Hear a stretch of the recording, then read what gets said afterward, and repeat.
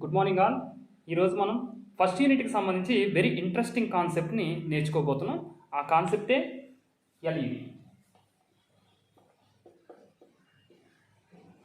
అసలు ఎల్ఈడి గురించి మనకి పబ్లిక్ ఎగ్జామ్లో షార్ట్ ఆన్సర్ క్వశ్చన్ అడుగుతున్నారు, అలాగే కొన్ని సందర్భాలు ఎస్ఏ క్వశ్చన్ కూడా అడుగుతున్నారు. Combination of LED and NDR కలిపి వెరీ వెరీ ఇంట్రెస్టింగ్ కాన్సెప్ట్. దీని గురించి నేర్చుకోవాలి, ఎందుకంటే మన రియల్ లైఫ్లో ఎల్ఈడి లైట్స్ని చాలా చోట్ల చూస్తుంటాం. ఎక్కడెక్కడ చూస్తారు మీరు ఒకసారి ఇమేజిన్ చేయండి. ఒకటి, నవీ డేస్ మనం ఎల్ఈడి లైట్స్ని మనం రెగ్యులర్గా వాడే, ఇంతకుముందు ఫ్లోరసెంట్ లైట్స్ కానీ లేకపోతే యూ బల్బ్స్ కానీ వాడేవారు. మెర్క్యూరీ ల్యాంప్స్ అంటాం. మెర్క్యూరీ వేపర్ ల్యాంప్ ఎప్పుడు కూడా వైట్ లైట్ని ఇస్తుందమ్మా, గుర్తుంచుకోండి. మెర్క్యూరీ వేపర్ ల్యాంప్ వైట్ లైట్ని ఇస్తుంది. మన రియల్ లైఫ్లో వాడే యూ టైప్లో బల్బ్స్ ఉంటాయి, మీరు అబ్జర్వ్ చేసి ఉంటారు ఇంతకు ముందు. ఇలా ఈ టైప్ బల్బ్స్ ఉంటాయి. ఈ బల్బ్స్ అన్ని కూడా ఏం చేస్తాయి, మనకి వైట్ లైట్ని ఇస్తాయి. అందులో ఏం వాడతారంటే మెర్క్యూరీ వేపర్ను వాడతారు. ఓకే, అంటే మెర్క్యూరీని 10 డిగ్రీ సెంటిగ్రేడ్ దగ్గర మనం వేడి చేసినప్పుడు ఏమవుతుందని అంటే దాని నుంచి వేపర్స్ వస్తాయి. ఆ వేపర్ ఏం రిలీజ్ చేస్తుందంటే వైట్ లైట్ని రిలీజ్ చేస్తుంది. ఇది మనకి యూ బల్బ్స్ విషయానికి వచ్చేసరికి. ప్రీవియస్గా ఇంతకుముందు కూడా ఒక టైప్ ఆఫ్ లైట్స్ ఉన్నాయి మనకి. ఇలా లైట్ లోపల ఒక ఫిలమెంట్ అన్నది ఇలా ఉంటుంది, మీరు చూసారా? పాతకాలం బల్బ్స్లో చుట్టూ కూడా గ్లాస్ ఫ్రేమ్ ఉండి మధ్యలో ఫిలమెంట్ ఉంటుంది, దాన్ని టంగస్టన్ ఫిలమెంట్ అంటారు. ఆ లైట్ చూస్తే కనుక అక్కడ కూడా మనం పవర్ సప్లై ఇచ్చినప్పుడు దాని నుంచి కూడా లైట్ బయటకు రావడం అన్నది గమనించాం మనం. దీని యొక్క డెవలప్మెంటే యూ బల్బ్, అదే మెర్క్యూరీ బల్బ్. అంటే పవర్ కన్జంప్షన్ విషయానికి వచ్చేసరికి ప్రీవియస్గా మనం వాడినటువంటి లైట్స్ ఏదైతే టంగస్టన్ లైట్స్ ఉన్నాయో ఆ టంగస్టన్ లైట్స్ అనేవి ఎక్కువ పవర్ని కన్జంప్ చేస్తాయి అన్నమాట. అలాగే ఇక్కడ పవర్ కన్జంప్షన్ విషయానికి వచ్చేసరికి కూడా మీరు ఒక క్యాలిక్యులేషన్ చూడాలి. మీరు ఎప్పుడైనా ఏసీని కానీ లేకపోతే రిఫ్రిజిరేటర్ని కానీ ఇటువంటి వాటిని చూసినప్పుడు అక్కడ 1000 వాట్ అని, అలాగే మీరు ఐరన్ బాక్స్ కనుక చూసినట్లయితే 750 వాట్ అని, కొన్నింటికి 1000 వాట్ కూడా ఉంటుంది ఐరన్ బాక్స్లో. అలాగే దాంతోపాటుగా ఇంకా మనం ఎల్ఈడి బల్బ్స్ చూస్తే, ఇప్పుడు రెగ్యులర్గా వాడే ఎల్ఈడి బల్బ్ అయితే కనుక 9 వాట్స్ బల్బ్ని యూజ్ చేస్తున్నారు రియల్ లైఫ్లో, అంటే మన ఇంట్లో వాడే బల్బ్స్. అలా కాకుండా స్ట్రీట్ లైట్స్ కానీ ఇటువంటివి వాడుతుంటే కనుక 16 వాట్ అని, ఇలా సంథింగ్ వాటేజ్లో డినోట్ చేస్తుంటారు. మీరు గమనిస్తే కనుక ఇక్కడ వాటేజ్ని సింపుల్గా మనం చెప్పుకోవాలని అనుకుంటే 1 అవర్లో అది ఎన్ని యూనిట్లు ఖర్చు చేస్తుంది, కరెంట్ని ఎంత కన్జంప్ చేస్తుంది అన్నదాన్ని మనం అక్కడ వాటేజ్లో చెప్తాం సింపుల్గా. అంటే ఇక్కడ ఎక్కడైనా మీకు 1000 వాట్స్ అని గమనించారనుకో మీరు, అది 1 అవర్లో 1 యూనిట్ని కన్జంప్ చేస్తుందని. ఉదాహరణకు ఒక ఏసీ తీసుకున్నారు మీరు, అది 1 టన్ ఏసీ అనుకుందాం, దానిపైన 1000 వాట్ అని ఉంది. 1000 వాట్ అని ఉంటే దాని అర్థం ఏంటి, అది 1 అవర్లో మనకి 1 యూనిట్ పవర్ని కన్జంప్ చేస్తుందని. అలాగే ఈ బల్బ్స్ కనుక చూసారనుకోరా, ఇందులో 60 వాట్స్ని రెగ్యులర్ లైఫ్ ప్రీవియస్కి ఇంతకు ముందు పూర్వకాలం అంటే మన ఈ ఎల్ఈడి బల్బ్స్ కానీ లేకపోతే యూ బల్బ్స్ కానీ, అదే మెర్క్యూరీ వేపర్ ల్యాంప్ కానీ, దీనికంటే ముందు టంగస్టన్ బల్బ్స్ని వాడేవారు. ఈ టంగస్టన్ బల్బ్స్ మనకి రెగ్యులర్గా వాడేటటువంటి బల్బ్స్ చూస్తే 60 వాట్ పవర్స్ని కన్జంప్ చేసేది 1 అవర్కి. అంటే ఇది 60 వాట్స్ని కన్జంప్ చేస్తుంది కదా అని చెప్పి దీంట్లో వచ్చినటువంటి డెవలప్మెంటే మనకి మెర్క్యూరీ బల్బ్. మెర్క్యూరీ బల్బ్ని ఏం చేసేవారు, దాదాపు 30 వాట్స్ వరకు ఇది పవర్ కన్జంప్ చేసేది లైట్ని ఇవ్వడానికి. తర్వాత ఇది 30 వాట్స్ కన్జంప్ చేస్తుంది కదా, ఇంకా దీనికంటే తక్కువ కన్జంప్షన్ కావాలి మనం అనుకున్నప్పుడు ఎల్ఈడి బల్బ్స్ని ఇంట్రడ్యూస్ చేశారు. ఎల్ఈడి బల్బ్స్ ఏంటి, అది దాదాపుగా మన నార్మల్ ఈ బల్బ్స్ కంపారిజన్ చూస్తే 7 వాట్, అది దీనికంటే కొద్దిగా పవర్ఫుల్ మనం వాడుతుంటాం రెగ్యులర్ లైఫ్లో, అది 9 వాట్. అంటే ఇలాగ మీరు చూసారా, పవర్ కన్జంప్షన్ అన్నది డెవలప్మెంట్ వచ్చే కొద్ది కూడా పవర్ కన్జంప్షన్ అన్నది తగ్గిపోయింది. అంటే ఇక్కడ గ్రేటర్ అడ్వాంటేజ్ ఉన్నట్టే కదా మనకి. మీరు జాగ్రత్తగా గమనించండి, అంటే ఎంత పవర్ సేవ్ చేయగలుగుతున్నాం మనం. అంటే ఇక్కడ 60 వాట్ బల్బ్ని వాడే పవర్ కన్జంప్షన్ చేసే చోట మనం 7 వాట్స్తో సరిపెట్టేస్తున్నాం ఇక్కడ. ఓకే, అంటే దాదాపు 10% పవర్ కన్జంప్షన్తోనే మనం బల్బ్స్ని రన్ చేయగలుగుతున్నాం. అంటే మన ఇంటి దగ్గర వాడే బల్బ్స్ని కూడా మనం ఖచ్చితంగా రీప్లేస్ చేయాల్సినటువంటి అవసరం దేంతో, ఎల్ఈడితో. మరి అంత పెద్ద అడ్వాంటేజ్, అంటే పవర్ కన్జంప్షన్ని మనం 100% ఉన్నటువంటి పవర్ కన్జంప్షన్ని 10%కి తీసుకొచ్చేసాం. అంత పెర్ఫెక్ట్గా మనం పవర్ని సేవ్ చేయగలుగుతున్నాం అంటే ఎల్ఈడీస్ యొక్క యూజ్ అనేది చాలా ఎక్కువగా ఉంది. నెక్స్ట్ మన రియల్ లైఫ్లో ఇంకా ఎల్ఈడీస్ని ఎక్కడెక్కడ చూస్తాం అంటే, ఎల్ఈడీని మీరు ప్రీవియస్గా ఒకప్పుడు పెద్ద టీవీలు వచ్చాయి, గమనించారా మీరు? ఆ టీవీలో ఏం చేసేవారు, బల్బుని యూజ్ చేసేవారు అనమాట. అది కూడా జస్ట్ లైక్ టంగస్టన్ ఫిలమెంట్ ఉన్నటువంటి బల్బు, అది చాలా పవర్ని ఎక్కువ కన్జంప్ చేసేది. తర్వాత దాని యొక్క డెవలప్మెంట్ ఎల్సీడీ టీవీస్ వచ్చినాయి. ఎల్సీడీ అంటే లిక్విడ్ క్రిస్టల్ డిస్ప్లే. ఆ ఎల్సీడీ టీవీస్ వచ్చిన తర్వాత ఎల్సీడీ టీవీస్ కూడా పవర్ కన్జంప్షన్ ఎక్కువ అవుతుంది, అలాగే స్టెబిలిటీ కూడా తక్కువగా ఉందన్న ఉద్దేశంలో మళ్ళీ ఏం చేశారు, దానికి డెవలప్మెంట్గా ఎల్ఈడీని మళ్ళీ యూజ్ చేయడం జరిగింది. అంటే ఎల్ఈడీస్ని యూజ్ చేయడం వల్ల పవర్ కన్జంప్షన్ తగ్గడంతో పాటు మనకి క్లియర్ కట్ లైటింగ్ అన్నది కూడా రావడం అన్నది జరుగుతుంది అన్నమాట. ఓకే, ఇది మనకి ఎల్ఈడికి సంబంధించి ఇంట్రడక్షన్గా చెప్పొచ్చు. అసలు మరి ఇటువంటి ఎల్ఈడిని ఎలా డిజైన్ చేస్తారు, అసలు ఆ ఎల్ఈడి ఎలా వర్క్ చేస్తుంది అన్నది ఇప్పుడు క్లాస్లో మనం నేర్చుకుందాం. ఓకే, ఫస్ట్ ఎల్ఈడి గురించి చూస్తే ఎల్ఈడి అంటే ఏంటమ్మా? లైట్. ఎల్ అంటే లైట్ అమ్మా. ఈ అంటే కనుక ఎమిట్టింగ్ డయోడ్. ఎల్ఈడి అంటే ఏంటి? Light emitting diode. అంటే ఒక డయోడ్ ఏం చేస్తుందట? లైట్ని ఎమిట్ చేస్తుందట, బయటకు వదులుతుందట. ఏంటి సార్ మరి లైట్ని డయోడ్ ఎమిట్ చేయడం ఏంటి? చూద్దాం. అసలు డయోడ్ ఎలా వర్క్ చేస్తుందో చూస్తే మనకు లైట్ ఏ విధంగా ఎమిట్ చేస్తున్నానో మనకు అర్థమవుతుంది. నేను ఒక పిఎన్ జంక్షన్ డయోడ్ని తీసుకుంటున్నాను. PN junction diode. మీకు ఫార్వర్డ్ బయాస్, రివర్స్ బయాస్ గురించి మీకు ఐడియా ఉందని అనుకుంటున్నాను నేను. ఫార్వర్డ్ బయాస్ అంటే కనుక ఎప్పుడూ కూడా పాజిటివ్ని బ్యాటరీ యొక్క పాజిటివ్ ఛార్జ్తో, నెగిటివ్ని బ్యాటరీ యొక్క నెగిటివ్ ఛార్జ్తో కనెక్ట్ చేస్తే కనుక అప్పుడు దాన్ని ఫార్వర్డ్ బయాస్లో ఉంది అని అంటాం మనం. ఎందుకు ఇది ఫార్వర్డ్ బయాస్లో ఉంటే ఏం జరుగుతుంది, రివర్స్ బయాస్లో ఉంటే ఏం జరుగుతుంది, ఇది కూడా మనం అక్కడ తెలుసుకోవాలి. ఫార్వర్డ్ బయాస్కి, రివర్స్ బయాస్కి మనం మాట్లాడుకుంటే, ఫార్వర్డ్ బయాస్ అంటే మీరు మనకి మెటీరియల్స్లో 3 టైప్స్ ఉన్నాయి. ఒకటి ఏంటి? కండక్టర్స్. రెండవది వచ్చేసి ఇన్సులేటర్స్. మూడవది వచ్చేసి సెమీ కండక్టర్స్ అని చెప్తాం మనం. మరి కండక్టర్స్ అంటే ఏంటి? ఇప్పుడు సపోజ్ ఇది ఒక కండక్టర్ అనుకుందాం. దీనికి యువతల పక్క నేను పవర్ సప్లై ఇస్తే కనుక ఈ పవర్ సప్లై అనేది యువతల పక్క వచ్చేస్తుంది డైరెక్ట్. మరి ఏం లాస్ ఏముండదా సార్? ఎస్, ఉంటుంది లాస్. కొద్దిగా నువ్వు ఇచ్చిన పవర్ సప్లైలో కొంత అయితే ఇది కన్జంప్ చేస్తుంది. దాన్ని ఇంటర్నల్ రెసిస్టివిటీ అని అంటారు. దీనికి ఉన్నటువంటి ఇంటర్నల్ రెసిస్టివిటీ. బట్ కండక్టర్ అయితే ఏం చేస్తుంది? యువతల పక్కన ఇచ్చినటువంటి ఛార్జ్ని యువతల పక్కకి ఇచ్చేస్తుంది. ఓకేనా? ఇది కండక్టర్. మరి అది ఇన్సులేటర్ గురించి తీసుకుందాం. ఇది ఒక ఇన్సులేటర్ అనుకోండి. ఇన్సులేటర్ అంటే యువతల పక్కన నువ్వు పవర్ ఇచ్చినా సరే యువతల పక్కకి రాకూడదు. అంటే దీని రెసిస్టెన్స్ అనేది ఇన్ఫైనైట్ ఉంటుందన్నమాట. ఉదాహరణకి మీరు ఒక వుడ్ చెక్కను తీసుకుని ఆ వుడ్కి ఒక పక్కన కనుక మీరు పవర్ సప్లై ఇచ్చి చూడండి, యువతల పక్కకు పవర్ రాదు. అదే ఒక కాపర్ వైర్కి యువతల పక్కన పవర్ సప్లై ఇచ్చి యువతల పక్కన పట్టుకోండి ఒకసారి. నిజంగా పట్టుకుంటారా?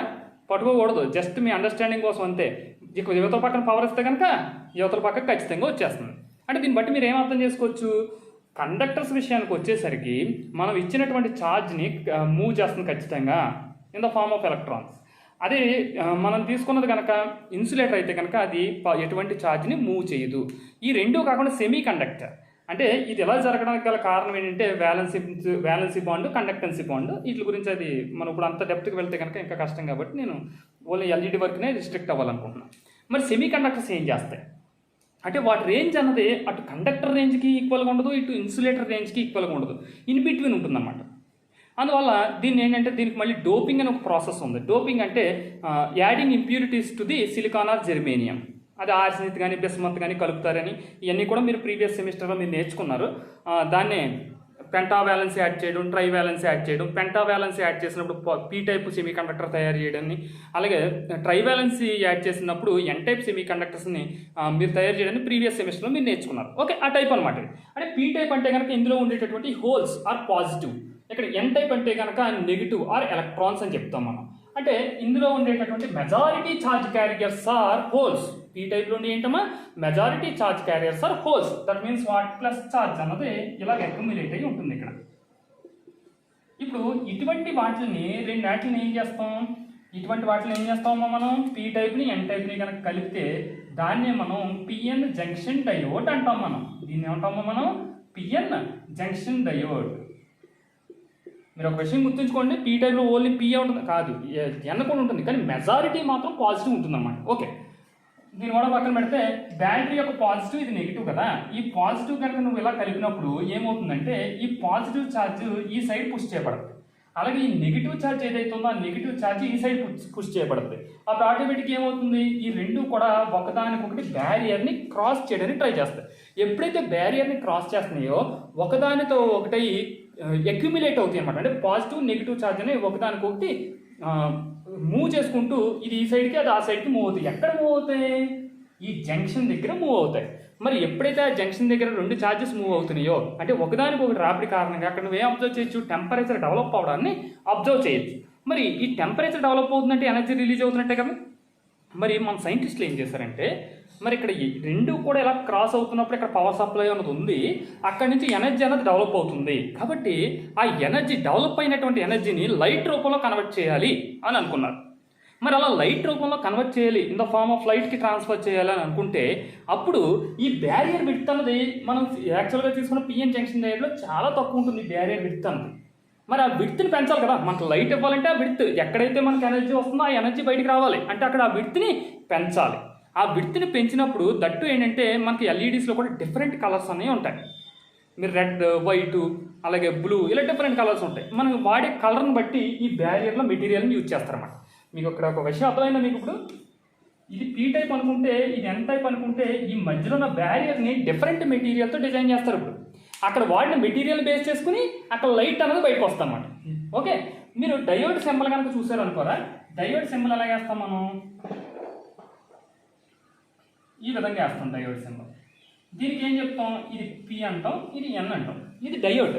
డయోడ్ ఎల్ఈడి ఒకటే, డయోడ్ ఎల్ఈడి కూడా, కానీ ఈ బ్యారియర్లో డిఫరెంట్ మెటీరియల్ని యూజ్ చేస్తారు. ఎక్కడైతే మనకు క్రాసింగ్ జరుగుతుందో పాజిటివ్ నెగిటివ్ అన్నది, ఆ క్రాసింగ్ జరిగే చోట డిఫరెంట్ మెటీరియల్ని యూజ్ చేస్తారు.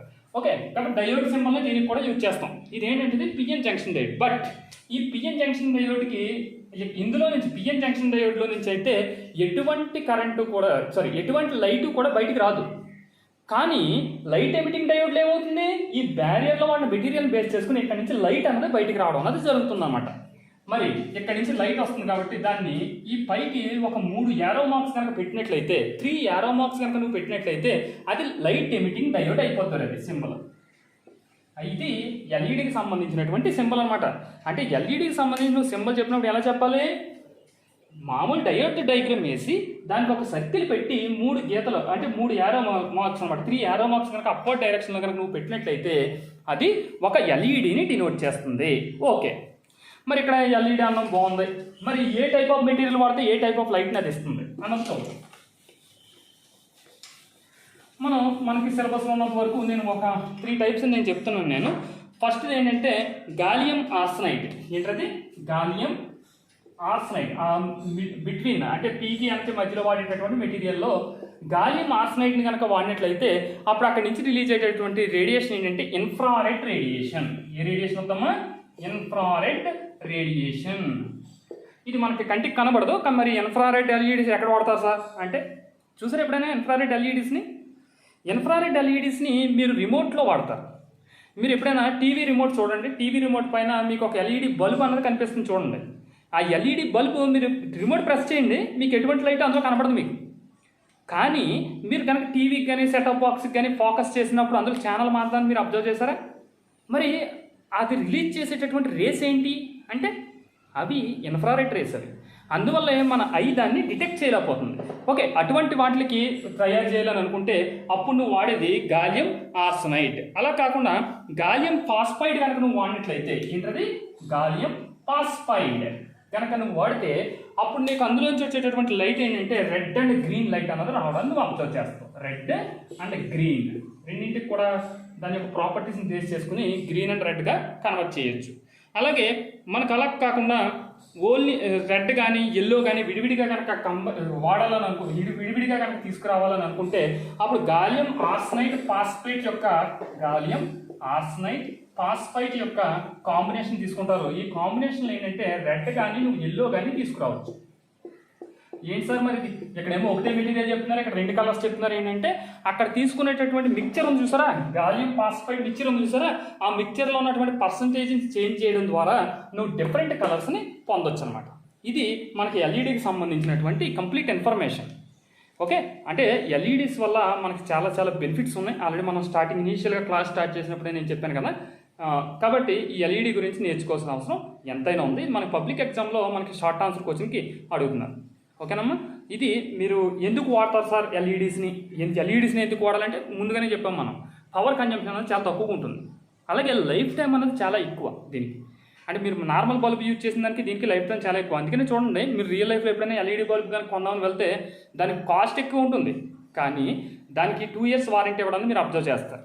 ఓకే, ఇప్పుడైతే కొద్దిగా కాస్ట్ కూడా తగ్గింది డ్యూ టు పేటెంట్ రైట్స్. అంతే, పేటెంట్ రైట్స్ ఉండడం వల్ల దాని కాస్ట్ ఎక్కువ కనబడుతుంది, కానీ యాక్చువల్గా అయితే దాన్ని తయారు చేయడానికి అయ్యే ఖర్చు చాలా చాలా తక్కువ.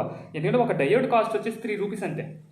ఓకేనమ్మా, కాబట్టి ఇలా కాస్ట్ ఎఫిషియెంట్, లైఫ్ టైం ఎక్కువ ఉండడం, అలాగే డిఫరెంట్ కలర్స్ని మనం పర్ఫెక్ట్ కలర్స్ని మనం రిలీజ్ చేయగలగడం, వీటన్నిటి అప్లికేషన్ వల్ల కూడా మనం ఎల్ఈడిని ఎక్కువగా యూజ్ చేస్తూ ఉంటాం. And that's it for today. Thank you all.